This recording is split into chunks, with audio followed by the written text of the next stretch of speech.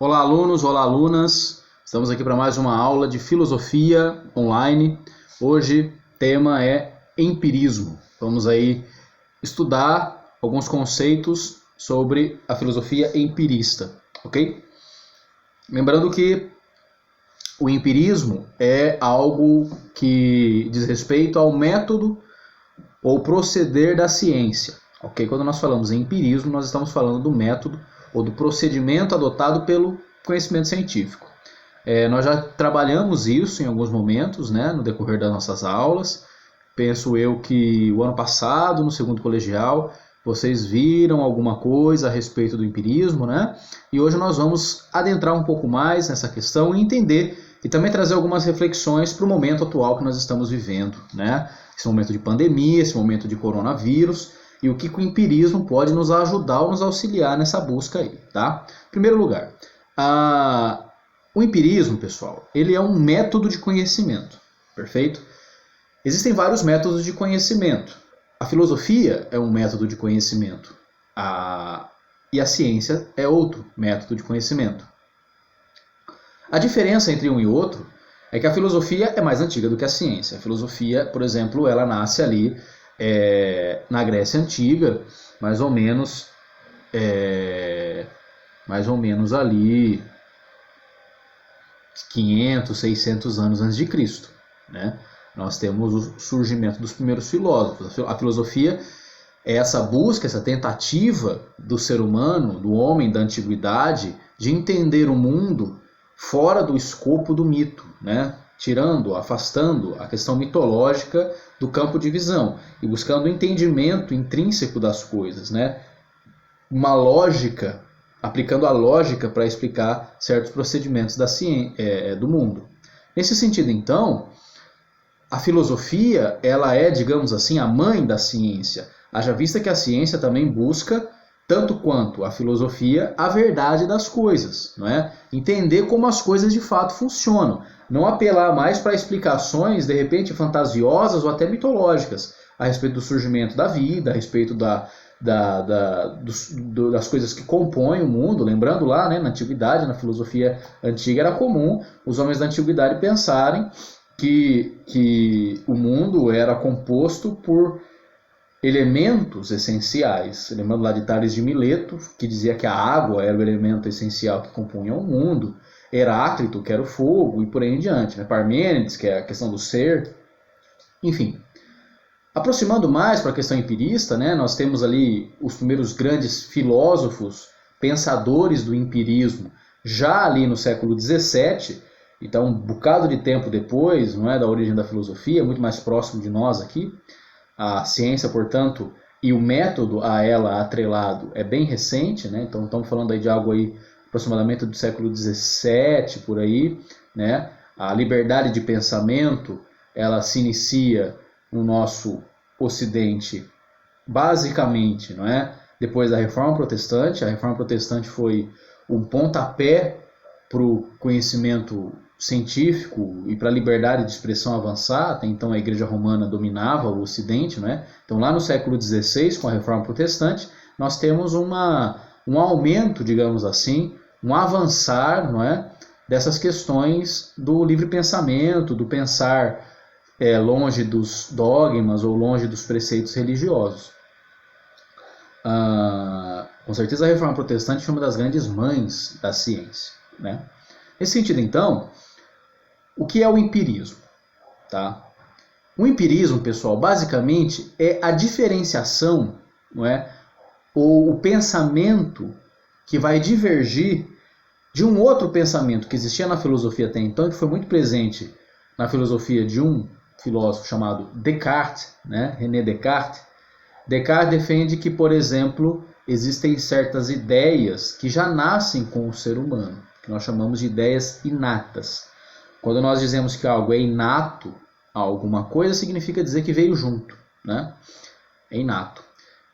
Descartes defendia que certas ideias nasciam com o homem. Todo ser humano nascia com ideias inatas. Por exemplo, a ideia de Deus, né? Para Descartes, o homem já nasce com a ideia de Deus. Deus é algo inato à mente humana. a ideia de alma, por exemplo, né? A ideia de que todos nós possuímos uma alma. O empirismo, ele vai se diferenciar nesse sentido dessa visão das coisas, porque o empirismo vai trabalhar com categorias de experimentação. Ou seja, na visão do empirismo, o ser humano não possui nada inato. Ok? Tudo que o ser humano possui na sua mente, todas as ideias que o ser humano possui na sua mente, são ideias adquiridas a partir da experiência com o mundo físico. Tá? Lá na filosofia antiga, há mais de 2000 anos atrás, Platão separou o mundo entre mundo sensível, portanto mundo material, e mundo inteligível, mundo das ideias. O mundo sensível, uma cópia do mundo perfeito. O mundo sensível, um mundo falso, enganoso, cujo conhecimento não era seguro, exatamente porque na visão de Platão a verdade não passa, a verdade é eterna, a verdade é imutável, e tudo que existe aqui na matéria morre, é transitório, agora é assim, daqui a pouco não é mais. Então, para Platão, o mundo sensível, o mundo real, esse mundo que nós vivemos, o mundo da matéria, era um mundo falso. Era um mundo que não me garantia chegar a uma verdade, haja vista que a verdade habita na perfeição. Portanto, Platão divide o mundo em dois, né? O mundo sensível e o mundo das ideias, como ele chamava. Esse conceito de uma divisão entre as coisas, e depois também isso trazendo para a questão humana, né?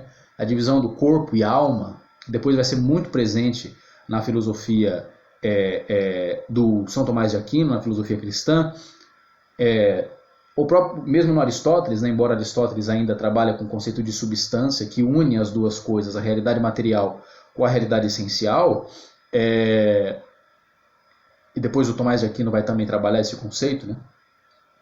O homem como corpo e alma. Essa questão de que a verdade não habita na matéria, no real, no mundo material, mas sim num outro mundo, num mundo metafísico, na questão do Platão, na questão do Agostinho, né? Contemplando assim um mundo que não é esse, um mundo ideal, um mundo das ideias, ou até o próprio céu, ou o próprio paraíso, no conceito cristão, vai ser muito presente na filosofia, muito presente. Até chegar meados do século XIX, e pensadores começarem a eliminar esse tipo de categoria e a pensar no mundo físico como o único mundo possível, e a realidade física como a única realidade possível, porque é a única realidade que nós contemplamos, é a única realidade que nós de fato estamos inseridos e existimos. Tudo que existe, existe no tempo e no espaço. Portanto, essas categorias de alma, essência, substância, mundo das ideias e tal, começam a ser descartadas na filosofia, e com isso começa a dar lugar a um outro tipo de conhecimento, que é um conhecimento baseado em evidências. Okay? Até então, a filosofia trabalhava com especulações.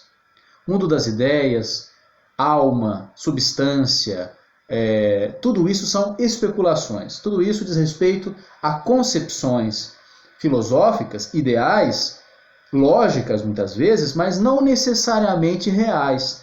A filosofia agora começa a querer buscar a realidade das coisas, ou seja, entender de fato como as coisas acontecem, qual é o processo que leva as coisas a determinadas categorias.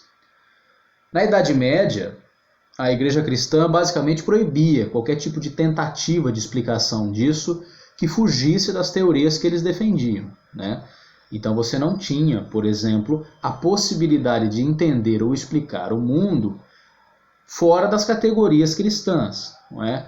Então a origem do mundo, como o mundo surgiu, como o homem surgiu, o destino do mundo do homem aqui, as suas próprias atitudes, bem, mal, códigos de conduta, explicações para fenômenos naturais, tudo isso estava atrelado ao pensamento religioso, dogmático, cristão, católico, né, até a Reforma Protestante. Então você não tinha outra forma de entender isso. Então as pragas que aconteciam no mundo, haja vista a peste negra, né, tudo isso era visto como um castigo de Deus. Você tinha que entender a origem do mundo dentro de uma cosmovisão cristã, de que esse mundo foi criado por um Deus, e esse Deus que é um Deus onipotente, que cria o homem à sua imagem e semelhança, enfim. Bem, uma cosmovisão religiosa. O empirismo nasce como uma tentativa de superar essa visão. Ele é fruto natural de uma liberdade de pensamento, de um desvincular-se do dogmatismo religioso posterior à Reforma Protestante. E teve grandes pensadores, por exemplo, John Locke. John Locke foi um grande empirista lá do século XVII.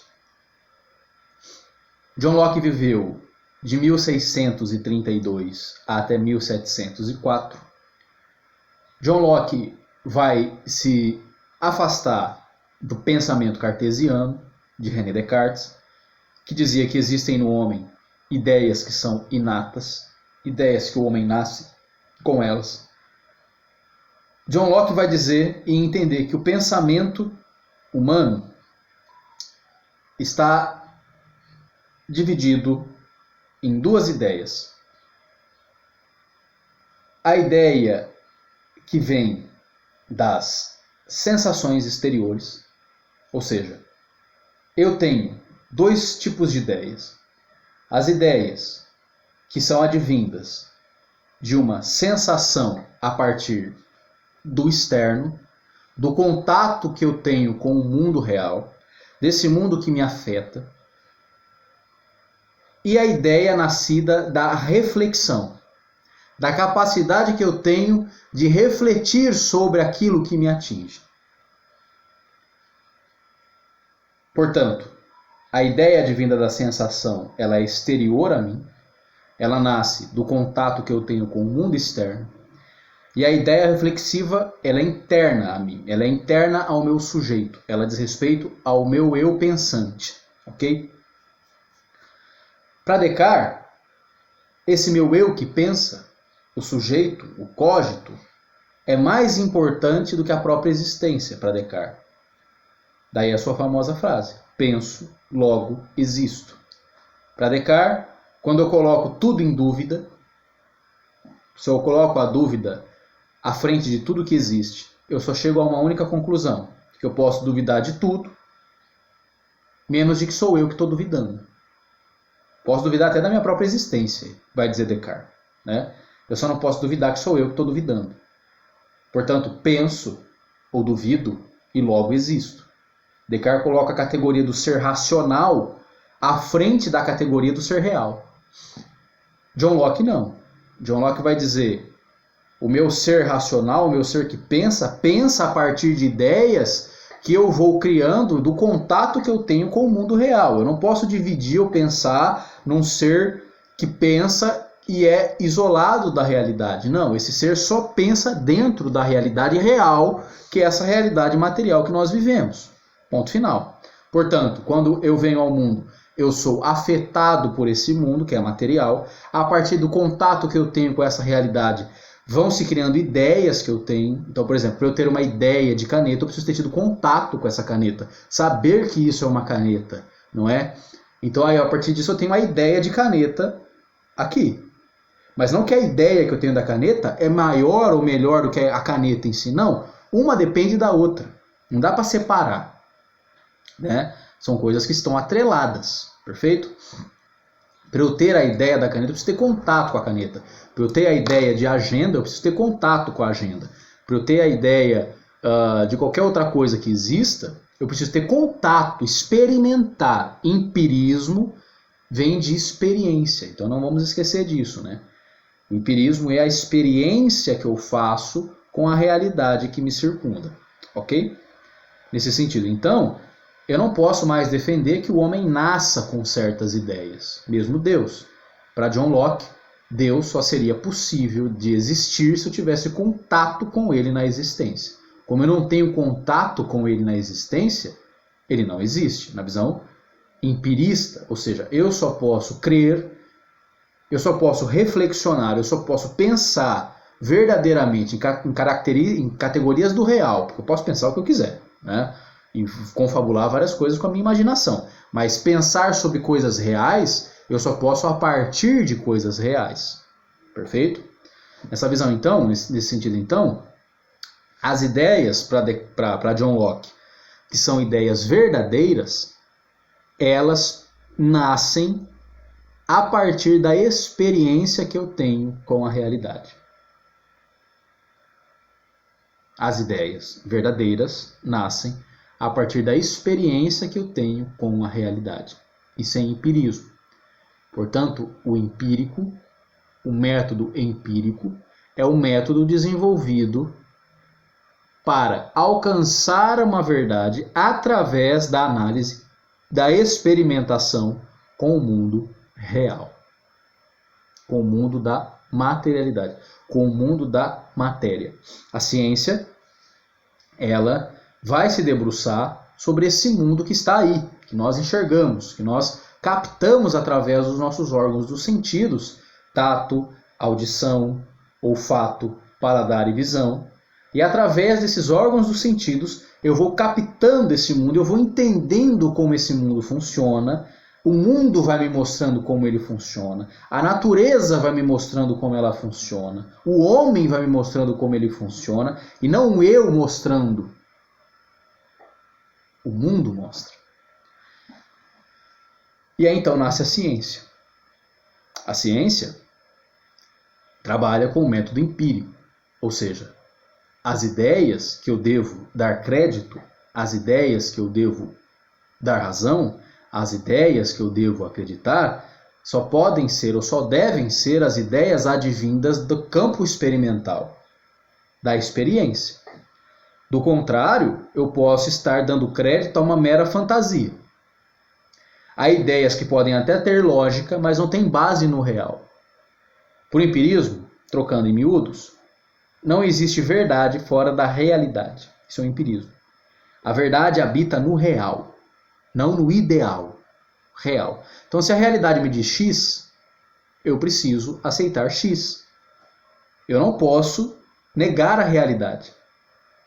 Portanto, se a experiência me mostra, e a experiência é repetida várias vezes, então, experimentar o mundo real, no método empírico, não é experimentar uma única vez.